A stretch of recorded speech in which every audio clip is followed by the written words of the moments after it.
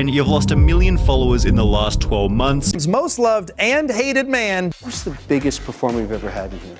Cardi B, Tyga, Marshmallow, and I want to be president. You want to be president of the United States? Yeah. Yachts, supercars, and bikini-crowded infinity pools, toting a life so big it seemed to bend reality itself.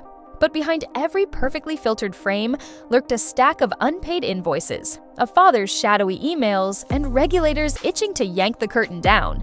Today, we're peeling back that velvet facade to ask one brutal question. Was Dan Bilzerian the mastermind of a billion-dollar fantasy, or just its most devoted fanboy? Stick around, because the proof didn't vanish when the smoke cleared, it only got louder. At first glance, Dan's life looked as real as the marble under his bare feet.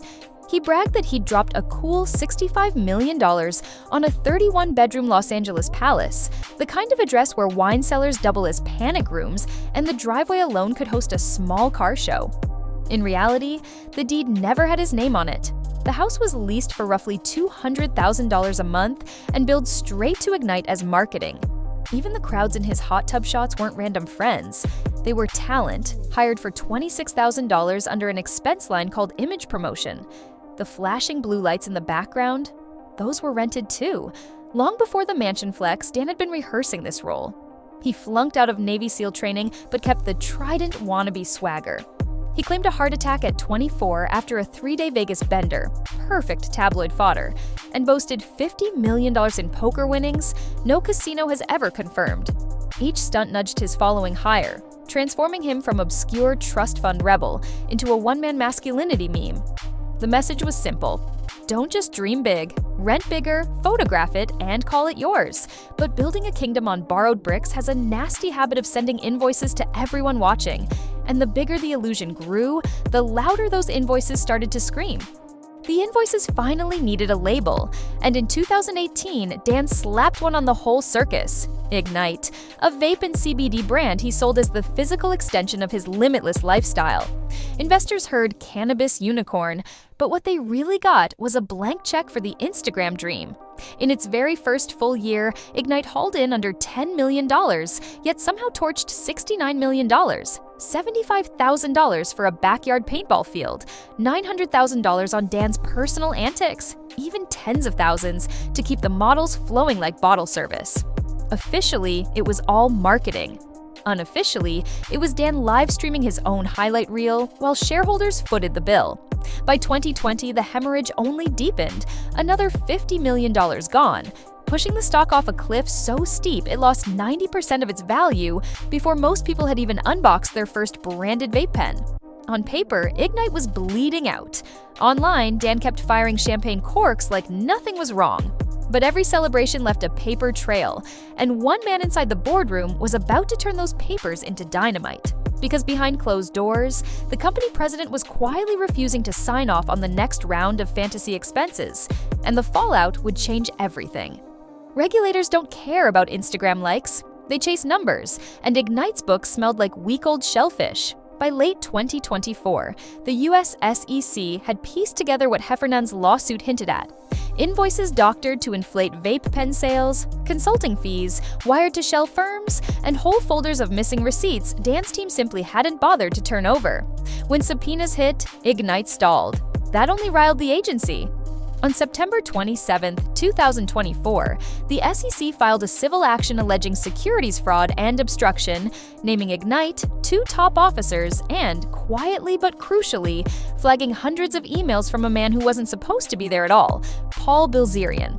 Paul, Dan's father, carried a lifetime SEC ban after a 1991 stock manipulation conviction.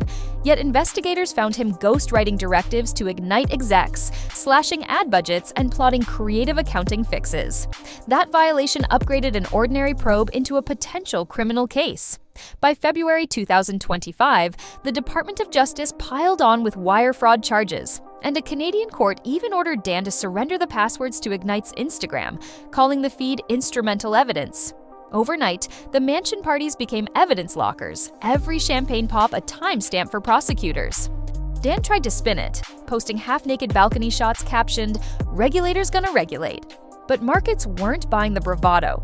Ignite's share price scraped pennies, then vanished entirely when the company yanked itself off the exchange to avoid a formal delisting. Followers bled away in real time. Every unfollow felt like a tiny gavel slam. Yet the harshest blow wasn't from Washington suits. It came from the family boardroom. Because while investigators hunted ledgers, Dan discovered the sharpest knife was already in his back, and it had his father's fingerprints all over it. Paul Bilzerian once taught Wall Street how to bend the rules. Then the rules bent back, landing him a $62 million fraud judgment and a lifetime SEC exile. 3 decades later, his son was selling Rebellion to Instagram, while Paul, barred from public company roles, lurked in Ignite's email threads under the alias Consultant. Thousands of messages show him dictating budgets, swapping lawyers, even plotting a stealth accounting patch to make red ink look rosier. Ironically, the same father Dan publicly mentioned maybe 4 times a year was the one who slashed Ignite's ad spend by 75% and conjured its lone profitable quarter. Dan called it stewardship, right up until he called it sabotage. In January 2025, he sued Paul and 2 board allies for $50 million, claiming they staged a midnight vote to boot him from the company and hijacked the very image he'd spent a decade inflating. The filing dripped with wounded pride. Dan insisted Ignite owed its swagger to his face, his parties, his myth. Yet court documents showed 90% of Ignite's stock quietly parked in accounts linked to Dan and his friends, hardly the hostile takeover he painted on social media. Father and son now stood on opposite sides of a courtroom, both insisting the other was the true con artist. To outsiders, it looked like Shakespeare in swim trunks, a disgraced corporate raider versus the heir to an empire of rented fireworks. But the market didn't care who wrote the plot, it cared who still believed the story. Because while the Bilzerians traded lawsuits, Dan's follower count was melting like dry ice under studio lights, and the soundtrack of unfollows was about to drown out every last boast he had left. Followers didn't trickle away, they stampeded. One morning in March 2024, more than 5,000 people hit unfollow before Dan even finished his espresso, erasing the equivalent of a small town from his audience in a single sunrise. Over the next 6 months, the count bled by another 100,000+. Every refresh felt like a new jab, each disappearing avatar a tiny vote of no confidence in the legend they once worshipped. Comment sections turned from thirsty praise to savage punchlines, screens flooded with memes of eviction notices taped to supercars, and mock for rent signs on the mansion gates. The market mirrored the mood. Ignite's shares, already clinging to pocket change, flatlined after the SEC suit, then vanished altogether when Dan quietly yanked the stock off the exchange.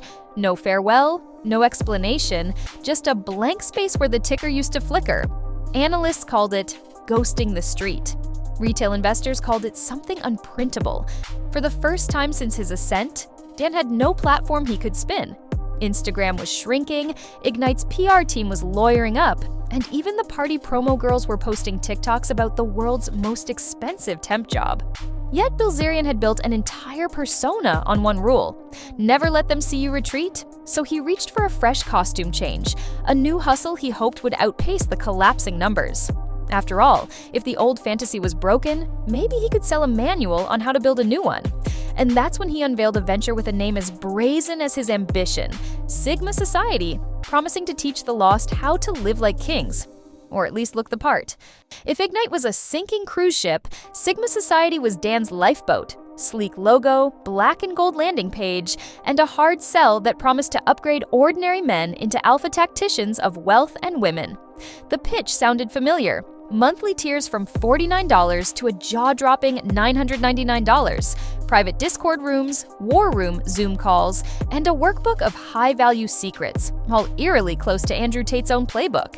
Dan framed it as his give-back era, insisting he'd distilled a decade of wins and losses into a blueprint anyone could follow. What the site didn't highlight was a clause buried in the FAQs: refunds only granted if you completed every assignment, recorded proof, and requested your money within 7 days. An obstacle course that left early members venting on Reddit about closed tickets and silent inboxes.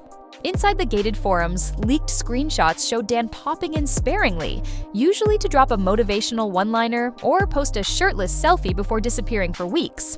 Moderators filled the void with recycled hustle slogans and pre-made slide decks on networking with high-status individuals.